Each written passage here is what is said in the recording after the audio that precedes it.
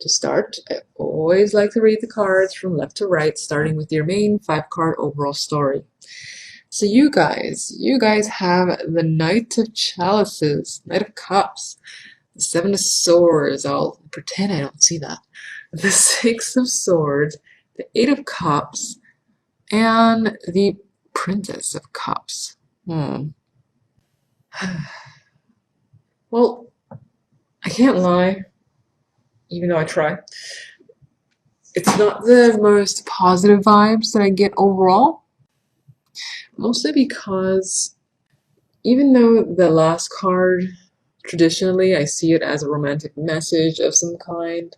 Um, it's usually happy. It depends on the cards around it. But it's usually positive, something I look forward to, emails, messages, or a younger person who's unable to control their emotions, most likely. But what I'm getting, or what I keep seeing, is like a lot of paper, tissue paper, or some sadness, some sense of missing someone that's walked away or had to walk away. Maybe even you want to take a trip and go away. Because I'm seeing two groups. I'm seeing either you're the person who's walking away from a situation in the same way that the guy in the 6 of Swords is about to get on a boat and travel somewhere. He might not even know his destination. And in the 8 of Cups, the same guy is walking ahead, so not looking back. And I swear, it's almost like they have the same outfit in some way. And leaving someone else behind. But it's like they have to. It feels necessary, and there's a coldness about it. Not that you guys don't have emotion, because you very, I'm sure you do. I know a few Aquarius, and they just hide it very well. I just get the sense of leaving a situation quietly. Like the person can be screaming mad at you while you're walking away, and I get the picture of you just looking down at the ground, not saying anything, no smile, no frown, and moving on, moving on. And there's a possibility that the person in the following photo is the same woman who's just maybe even reaching out to you erratically and missing you or wanting to hear from you. Either that, or you're the woman and you can be a guy, but you're in the place of the woman in the cards, and this other person has done that to you. Those are the two main factors I'm getting, at least by the end of December. I don't really feel like you might be in a completely celebratory mood. And it could have something to do with getting away from a situation that involved a third-party situation, because the 7 of Swords in this deck, it's like in your face third party. There's a couple and there's a woman suspiciously glancing at the character behind her. And that could have been your experience, whether you've done that to someone or someone has done that to you. Regardless, there's moving away from this situation. There could still be some vibes of feeling backstabbed or betrayed that has lingered on from past month or months, which has kept you at a distance, because I get a distant vibe. And in this way, I get the Knight of Cups. Emergency. Sorry. Outside stuff I can't control. The Knight of Cups feels almost separate. Like, I almost feel like the Knight of Cups here could be the partner of this other woman who's looking back at this couple, or actually the male figure in this couple. So there's almost a situation of two different couples. The other partners didn't know about each other, and by the end of it, someone's walking away from the situation, and then someone's in tears and potentially reflecting.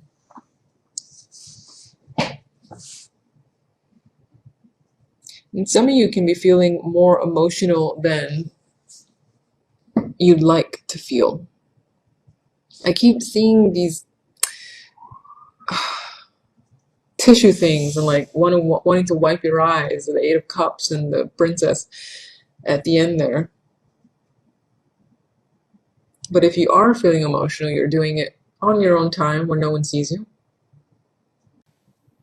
The Knight of Cups can also have represented someone who's wooed you in a way, but that person who's wooed you was in their own situation, their own relationship, marriage that you weren't aware of, and that's where the betrayal comes in.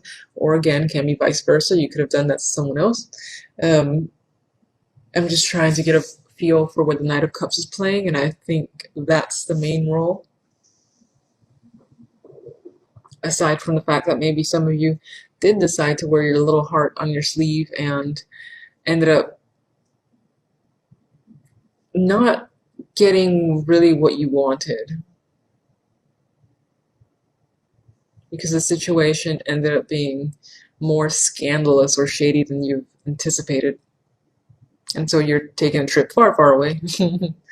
I could really use a trip, so by all means, take me with you. Okay, so I'm going to look at the week by weeks, see what I get. And these are two cards that generally represent the overall theme for each week of the month. For the first week, we have the Fool and the Two of Chalices. For the second week, we have the Princess of Pentacles and the Sorceress. For the third week, we have the Two of Swords and the Queen of Chalices. For the fourth week, we have the Prince of Chalices and the Ten of Swords. You know, I feel sad because the majority of readings have been so lighthearted, and I feel like this is a bit more somber than I would like to see. I don't think there's much of a holiday vibe here, I hate to say. I mean, what's interesting is the first week, the Fool on this card makes me very reflective, makes me feel like wanting to pause a moment in time, and I feel like that's what the focus. Usually I see the Fool as someone who's very willing to take a risk, and in this situation I feel like there is a situation or experience, memory, or something that you want to pause and kind of revisit, and I feel that it's centered on romance, a romantic experience. It could also have been a risk that you've taken involving a relationship, a friendship, or a romantic connection, a partnership as well, a partnership as well. Though I usually see the Two of Cups more as an emotional connection, less as a business partnership. But there could have been some risks involved, and you decided to take it. Whether it's take a chance with someone, that's a possibility. In the following week, I keep looking at that last week. It also goes from almost no color and this dull gray to a burst of yellow and energetic, so that can be something that plays in as well. You might start out feeling down and out, but you do get a little burst of emotion or passion that first week, or at least by the end of the week. And for the second week, it's completely almost shifted. We got the Sorceress, which correlates more with the Magician, and you can be focusing on work all of a sudden because you have Pentacles around you. But whatever the vibe is, I feel like you have or you're feeling like you have all that you need to get things done, especially in a material, physical sense. So if you literally needed to get a bunch of items to create something or to build something, you have it by now. Maybe for whatever reason, the second week you're feeling empowered. It can be empowerment to make an actual trip that you seem to be taking up there in the main story, or moving on from someone. Maybe that requires the energy of the Magician, and this time you have it. Because the Magician, for me, tends to make things happen. very easily because, again, they have everything they need at very close proximity, and there's usually nothing that they can do. They can be tricky though. They can do things in such a way in a blink of an eye that you don't know how they did it, and you're like, how did you do that? So some of their methods might be a little bit sleazy, or not sleazy, but like a trick of some kind, but they still get it done. Either way, I don't usually feel the magician as negative, depending on the cards around. If Seven of Swords was next to magician, I'm like, but it's Pentacles, so you might even be the case of having received money that lets you buy all the things you need to buy to get a project going, something like that. Having received news that gives you what you need to make an action, because I feel like this is definitely an action-orientated week. The magician does things. He doesn't usually just sit there. So whatever it is, you're making something happen, and it's because you've either gained information, heard from someone, or gained money that's allowing you to do these things. The following week, I feel like I just spoke about Two of Swords. The following week, I get a closed off energy again. Emotionally closed off. Maybe deciding. Maybe you're also making a decision about someone that's Queen of Cups energy. Or this week can be centered around a Queen of Cups, the version that withholds their emotion completely. You don't know what they're thinking. You don't know what they're feeling. The Queen of Cups can go either way for me. And in this case, I feel like if it's another person that you're dealing with, they're not saying much. They're not acting. They're doing nothing, or just being totally passive. So that can either be you taking on that energy or someone around you. It can also be making a decision that requires you to put your emotions aside. So you're intentionally keeping that part locked up away so that you can look at something from a completely mental angle, which is what you do normally. So it can be what I would think you do normally. So it can be someone else around you that's doing that, or it can be you as well. Completely in your mind. There can be indecision about this other person,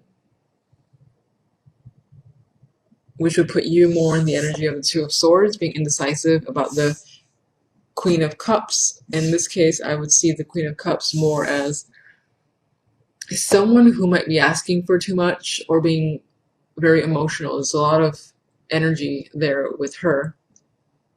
So her emotions might be bubbling up, and you're kind of just like, yeah, you gotta chill a little bit. I can't think about this right now. So you've got your swords up because you just want to stay in your head. No emotions. Not yet. Not right now. And then finally, we have an interesting week that feels more to me, when I see it, as news that might make you feel a bit down and out. You might feel like either someone's potentially sharing information with you that you didn't want to hear, and is enough that it makes you feel like someone just kind of stabbed you in the back, or make you feel like you just want to lay down and not get up for a while. That's the vibe I get, and I feel like it's coming from someone else telling you this, or sharing something with you that brings about this other feeling that is not very pleasant, that you don't want to face. Because I do see it as, there's an image of a woman that's clearly stabbed and injured, and then the other one does not want to look at that image, doesn't want to see that this has happened. So there's an element of someone giving an offering, and I think this is more, again, of news or message, that this other person just doesn't want to look at it. And it could be because they know whatever's coming at them is going to make them feel that way, and they'd rather not face that feeling. And it can't just be you not wanting to face that feeling, and whatever that feeling is brings out some emotions. Because another thing I'm seeing too are these little crazy fish jumping out of the water, and that's what's really happening under the surface. But you don't want to deal with that. You don't want to care about that. You don't want to look at it. For some, it can be information or something that you have to do to someone else.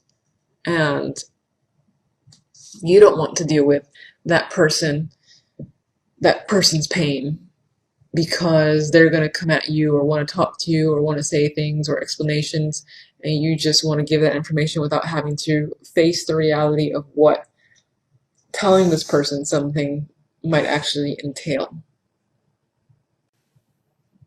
See if I get anything else. I just feel like this character, this woman, really does not want to look at stab the woman in the mirror, nor at the guy bringing the cup. She's just like, everyone, get away. So I get that too, because I did get some sort of desire to travel, move, wander away just on your own, that this is emphasizing that. I get a you're done. You're just done. Then with Temperance as the advice, I feel like it's telling you to balance your emotions. Honestly, I don't see it as much more than that. To just be aware of them, try not to ignore them. Like, feel a little bit, because there is that toe that's dipped into the water. Just maintain control of what you're feeling while still being able to feel it. There could also be a tendency or a possibility, because I get the potential to maybe have a little outburst of some kind, and Temperance can be literally telling you to, I want to say temperate. I don't know if that makes sense. Temperance can just be saying to calm it down, like deep breaths whenever you feel a potential outburst of some kind coming, if someone pisses you off, or if there's just been a situation that you're still dealing with, at least by the end of the month, that you don't want to face, and that sometimes comes in just a little bit. Temper your feelings. Maybe even let yourself deal with them in little bits and pieces here and there.